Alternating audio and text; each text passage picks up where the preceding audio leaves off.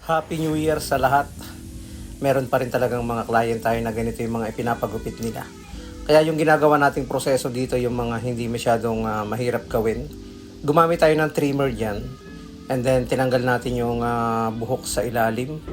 Kaya sa mga nagpapa-high fade at sa mga barbero naman, sa mga beginner barbers, kung ganito yung klase ng buhok at ganito katataas yung ipinapagupit nila, ay pwede yung ganitong klase ng pamamaraan na pwede mong gawin sa iyong customer. Ito yung kadalasang ipinapagupit ng ating client. Gusto niya yung mataas na para matagal tumubo at saka nasanay siya sa mga matataas na pagkaka-fade or sabi nga nung una ay army cut. Medyo maingay na sa labas at alam naman natin na mag-New Year na. Kaya welcome 2026.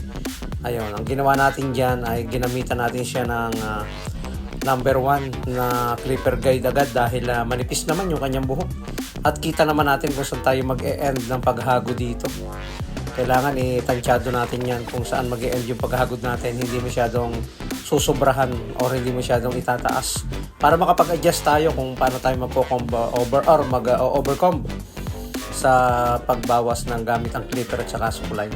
And then 0.5 naman dito sa pinakang lines. Ganito na yung mga ginagawa kong tutorial noon. Ibinabalik muli natin, kumbaga refresh lang natin yung mga high fade tutorial natin sa mga nakaraang video natin. Since 2020 pandemic pa ay gumagawa na tayo ng mga ganitong klase ng tutorial about fading, lalo na sa YouTube channel natin. Meron tayong mga ganito.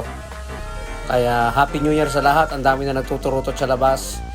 Mamayang 12 ay syempre 2026 na after 12.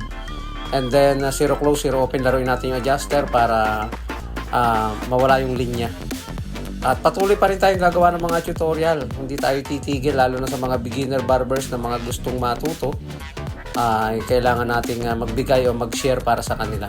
Ito naman yung pamamaraan na ginawa natin dito, yung ginagawa ng guideline, binubura para makuha natin yung eksaktong fading na gupit na ating ginagawa. Kaya maraming salamat sa mga matyagang nanonood. Simula pa nung gumagawa tayo ng mga unang video ng mga ganitong klase ng tutorial. Siyempre nag-overcome tayo dyan gamit yung malaki nating suklay.